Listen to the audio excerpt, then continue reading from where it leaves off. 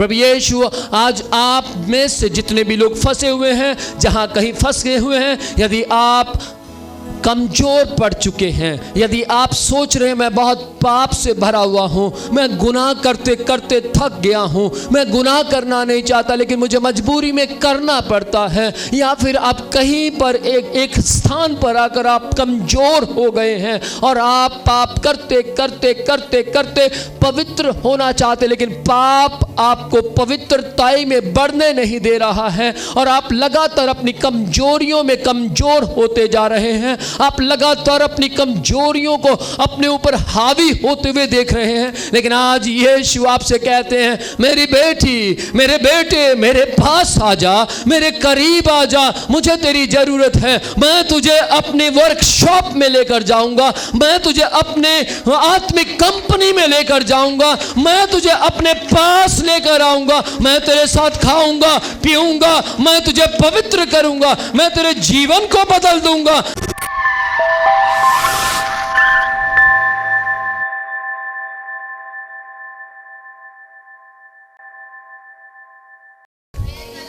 Hallelujah. वही सुनिए वो भला परमेश्वर क्या कहता है। मत्ती 9वां अध्याय उसकी 13 आयत में परमेश्वर का वचन कहता है, वो पापियों को बुलाने आया। जितने लोग पाप में फंसे हुए थे, जो लोग अलग अलग जगह फंसे हुए थे, जो लोग गुनाह में फंसे हुए थे, जो लोग छिप कर गुनाह करते थे, जो छिप कर पाप करते थे, उन सबको यीशु बुलाने के लिए आया। प्रभु यीशु ने कहा, मेरे स्वर्ग को धर्मियों की नहीं परंतु पापियों की जरूरत है। विवाह में अच्छे भले चंगे लोगों को बुलाया गया, लेकिन कोई भी आया? कोई नहीं आया। स्वामी ने कहा, क्या कोई आया? उसने बोला, प्रभु कोई नहीं आया। जिनको हमने कार्ड दिए थे कोई भी नहीं आया। ओ डोंट वरी, ये काम करो, जाओ। जो तुच्छ हैं, बेकार हैं, जिन्हें कोई आदर नहीं देता, जिन्हें कोई सम्मान नहीं देता, जिनको कोई भी अपने विवाह में बुलाना पसंद नहीं करता, जाओ उन सबको उठा लाओ और मेरे पिता के घर को भर दो। इस विवाह के अंदर बैठने की जगह ना रहे। हालेलुया। और बहुत से लोग आ गए, बैठने की जगह तक नहीं रही। याद रखिएगा, हम वे लोग हैं जो अपने आप को तुच्छ कहते थे, हम वे लोग हैं जिनके पास क्वालिटी नहीं थी, हम वे लोग हैं जो बेकार थे, हम वे लोग हैं जिन्हें लोगों ने बेकार नियुक्त किया कि ये लोग कुछ भी नहीं है, ये अपने आप में कुछ भी नहीं, ये कुछ भी नहीं कर सकते, ये जीरो हैं। और यीशु ने हमें अपने लहू की वर्कशॉप में लेकर गया और हमें शुद्ध कर दिया। आमेन, प्रेज द लॉर्ड। मत्ती 9वां अध्याय उसकी 13 आयत में परमेश्वर का वचन यूं कहता, सो तुम जाकर उसका अर्थ सीख लो कि मैं बलिदान नहीं परंतु दया चाहता हूं।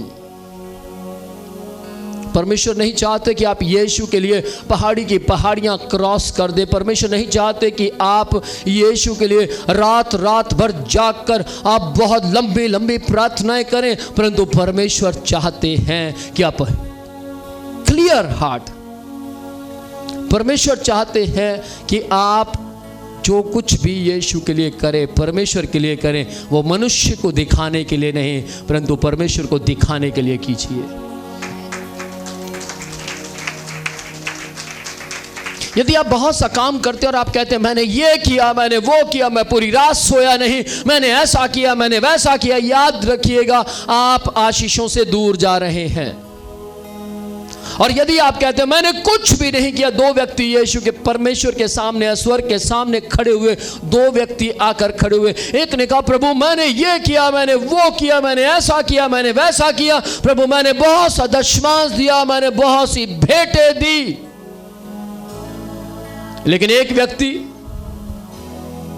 सिर झुकाए खड़ा रहा, घुटने टेक दिए और कहा प्रभु मैं तो वही कर पाया जो आपने कहा, प्रभु मैं तो ज्यादा कुछ नहीं कर पाया, प्रभु मुझ में इतनी हिम्मत नहीं थी, लेकिन फिर भी मैंने अपनी हैसियत के मुताबिक बहुत कुछ किया। बहुत से लोग सोचते हैं शायद उस व्यक्ति ने सेवा नहीं की होगी, शायद उस व्यक्ति ने मेहनत नहीं की होगी, शायद उस व्यक्ति ने वो व्यक्ति हमारी तरह होगा, जैसे हमने काम नहीं किया पूरी मीटिंग्स में या फिर कहीं पर हमने कोई वर्क नहीं किया लेकिन वो भी हमारी तरह होगा। नहीं, उस व्यक्ति ने पहले व्यक्ति से भी ज्यादा काम किया था। समझ पा रहे हैं? जिस व्यक्ति का सिर झुका हुआ था, जो व्यक्ति यीशु के सामने लड़खड़ाते हुए बोल रहा था, जो व्यक्ति परमेश्वर के सामने आंखें मिलाकर आंखें बातें नहीं कर पा रहा था, उस व्यक्ति ने पहले व्यक्ति से भी ज्यादा, जो ज्यादा बोल रहा था मैंने ये किया, मैंने वो किया, मैंने ऐसा किया, मैंने ये किया, उससे भी ज्यादा काम किया था, उससे कई गुना ज्यादा काम किया था। लेकिन फिर भी उस व्यक्ति ने अपने आप को हम्बल किया। फिर भी उसने कहा, प्रभु मैंने तो केवल वही किया जो आपने मुझे कहा, प्रभु मैं तो ज्यादा कुछ नहीं कर पाया। और प्रभु ने क्या कहा? इसे अंदर आने दो, इसको बाहर निकाल दो और इसे नरक में डाल दो। याद रखिएगा, स्वर्ग का राज्य उनके लिए है जो अपने आप को बच्चों की मानिंद करते हैं। और बच्चों को आप थोड़ा सा डांटिए, थोड़े समय के बाद उन्हें टॉफ़ी दीजिए, वो मान जाते हैं। लेकिन बड़े को आप थोड़ा सा डांटिए, उसके बाद मनाइए नहीं। क्या बात करते हैं? हम कोई इंसान नहीं है, हमारी भी कोई हैसियत है, हम भी तो हम हैं, हमारे अंदर भी तो टैलेंट है। याद रखिएगा, वो व्यक्ति के अंदर सैकड़ों टैलेंट थे, सैकड़ों खूबियां थी, लेकिन फिर भी परमेश्वर के सामने खड़ा होकर कहता, प्रभु I am nothing without for you, मैं नथिंग हूं आपके बिना, I am nothing without you. समझ पा रहे हैं? हा? मैं कुछ भी नहीं हूं आपके बिना। ध्यान से सुनिएगा, यदि वो तुच्छ होता, ये बात बोलता, तो परमेश्वर उसको स्वर्ग में निमंत्रण ना देता। वो बहुत कुछ था, लेकिन फिर भी उसने आपको जीरो किया। बाइबल कहती है, जो अपने आप को बड़ा होकर भी छोटा करता है वो स्वर्ग में जाएगा। आमीन। लेकिन जो जीरो होकर अपने आप को जीरो करेगा, कौन सी बड़ी बात है? लेकिन जो बहुत कुछ होकर भी अपने आप को जीरो करता है, उसके लिए तालियां बजाई जाती हैं। Praise Lord, hallelujah, hallelujah. आज यीशु आपसे बात करता है, आज यीशु आपके दिलों से बात कर रहा है, आज यीशु आपके परिवार से बात कर रहा है, आज यीशु आपके जीवन से बात कर रहा है। ओ राबा शिखाला बुरा, आमीन। सब कुछ बदलने जा रहा है, पल भर में सब कुछ बदल जाएगा। मनुष्य को दिखाने के लिए, बहुत से लोग मनुष्य को दिखाने के लिए इस बात को कहीं और ले जाते हैं, मैं सरेआम ऑफरिंग क्यों दूं, मैं सरेआम भेंट क्यों डालूं, मैं सरेआम बड़े बड़े काम क्यों करूं। नहीं नहीं, मुझे तो छिपा कर करना। मेरी बात ध्यान से सुनिएगा, परमेश्वर ये बातें नहीं कह रहा कि मनुष्य को दिखाने के लिए कुछ भी ना करो। याद रखिएगा, परमेश्वर के कहने का मतलब कुछ और है। यदि ऐसा कुछ होता तो मेरे ख्याल से यीशु मसीह अपने चेलों को भी गुप्त में प्रचार करना सिखाते। मेरे ख्याल से यीशु मसीह जिस जगह पर ऑफरिंग ले रहे थे, तो बाइबल कहती है यीशु फाटक पर बैठकर देख रहे थे कौन कितना डाल रहा है, कौन कितना डाल रहे थे। इसका मतलब यह है, जब वहां पर डाला जा रहा था, वो सरेआम डालने की प्रक्रिया किसने चलाई थी? सबके सामने जब डाला जा रहा था, वो डालने का सिस्टम किसने खड़ा किया था? यीशु ने।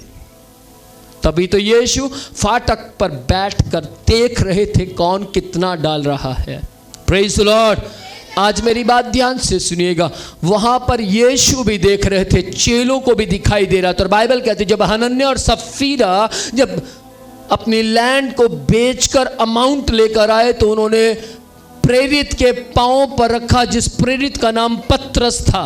उसके पांव पर रखा तो मैं आपसे सवाल पूछना चाहता हूं, क्या वो पैसा दिखाई दे रहा था या नहीं दिखाई दे रहा था?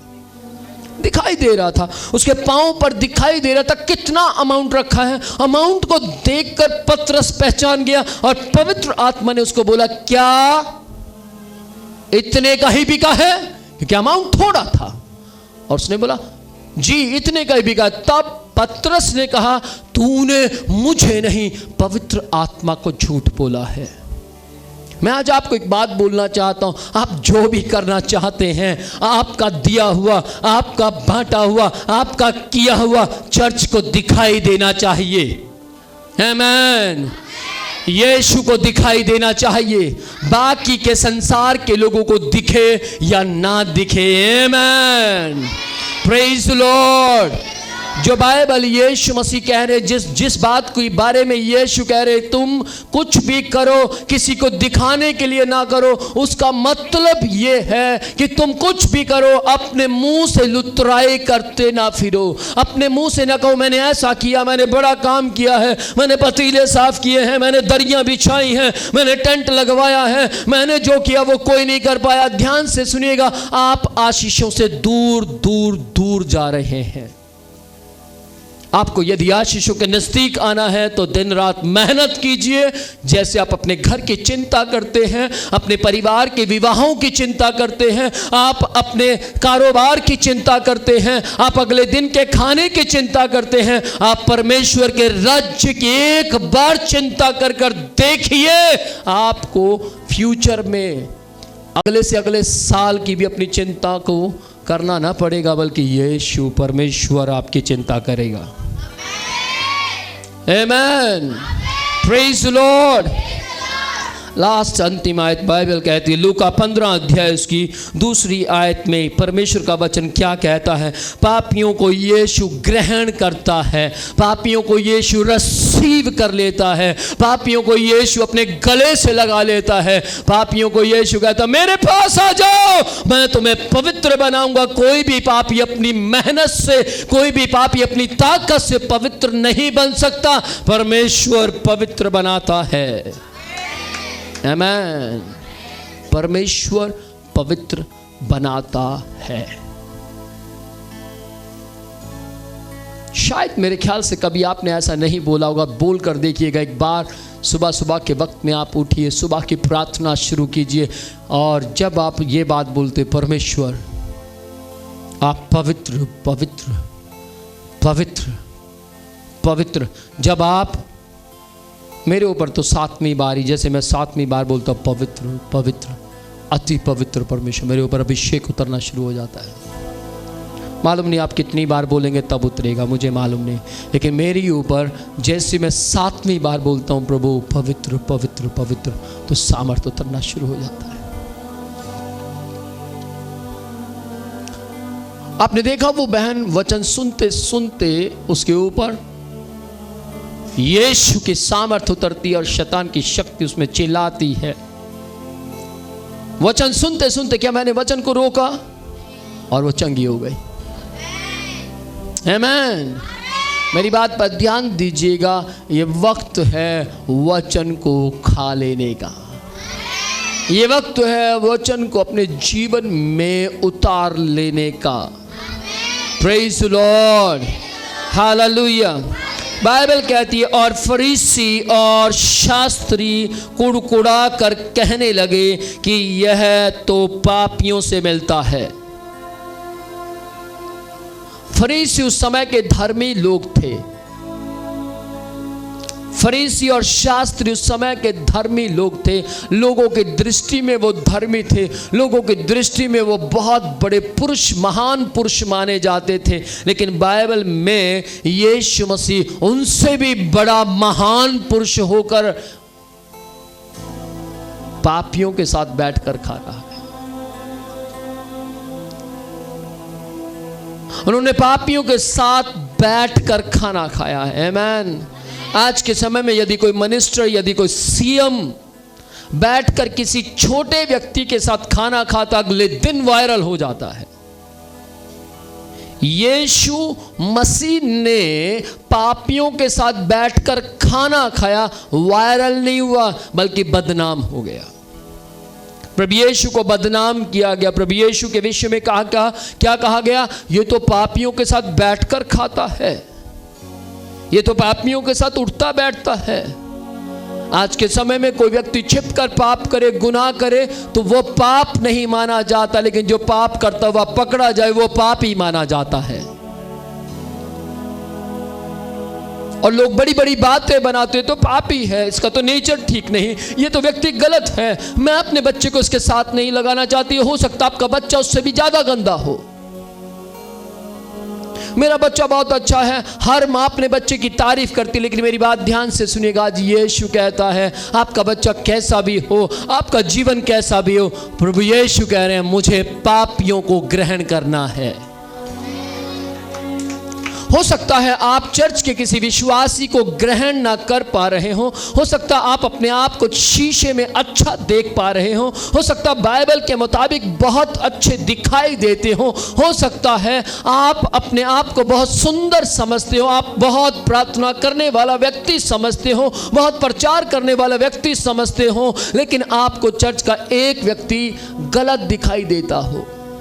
आपको लगता है ये व्यक्ति सही नहीं है, ये व्यक्ति गलत है, इस व्यक्ति का जीवन ठीक नहीं है, हमें इससे बच कर रहना चाहिए। लेकिन यीशु कहते हैं तू बच कर रह, मैं तो इसके साथ बैठकर खाऊंगा क्योंकि मुझे इसको ग्रहण करना है। प्रभु यीशु आज आप में से जितने भी लोग फंसे हुए हैं, जहां कहीं फंस गए हुए हैं, यदि आप कमजोर पड़ चुके हैं, यदि आप सोच रहे हैं मैं बहुत पाप से भरा हुआ हूं, मैं गुनाह करते करते थक गया हूं, मैं गुनाह करना नहीं चाहता लेकिन मुझे मजबूरी में करना पड़ता है, या फिर आप कहीं पर एक स्थान पर आकर आप कमजोर हो गए हैं और आप पाप करते करते करते करते पवित्र होना चाहते, लेकिन पाप आपको पवित्रताई में बढ़ने नहीं दे रहा है और आप लगातार अपनी कमजोरियों में कमजोर होते जा रहे हैं, आप लगातार अपनी कमजोरियों को अपने ऊपर हावी होते हुए देख रहे हैं। लेकिन आज यीशु आपसे कहते हैं मेरी बेटी, मेरे बेटे, मेरे पास आ जा, मेरे करीब आ जा, मुझे तेरी जरूरत है, मैं तुझे अपने वर्कशॉप में लेकर जाऊंगा, मैं तुझे अपने आत्मिक कंपनी में लेकर जाऊंगा, मैं तुझे अपने पास लेकर आऊंगा, मैं तेरे साथ खाऊंगा पीऊंगा, मैं तुझे पवित्र करूंगा, मैं तेरे जीवन को बदल दूंगा, मैं तेरे भविष्य को बदल दूंगा। और यीशु लगातार वायदे करता है, यीशु लगातार अपनी अच्छी बातों से आपको अपनी ओर खींचता है, लगातार यीशु आपके साथ वायदे करता है, प्रॉमिस करता है, प्रतिज्ञा करता है। लगातार यीशु कहता है मेरी बेटी चिंता ना कर, मेरे बेटे फिक्र ना कर, मेरे बेटे गलत डिसीजन ना लेना, मेरी बेटी गलत निर्णय ना लेना, गलत मत सोचना, मरने के विषय में मत सोचना, आगे बढ़ने के विषय में सोचना, आगे तरक्की पाने के विषय में सोचना और आनंद में रहने की विषय में सोचना। यीशु आपकी ओर देख रहा है और यीशु कहता है मैं तुझे ग्रहण करूंगा। कोई तुझे ग्रहण करे, मैं तुझे ग्रहण करूंगा। आमीन।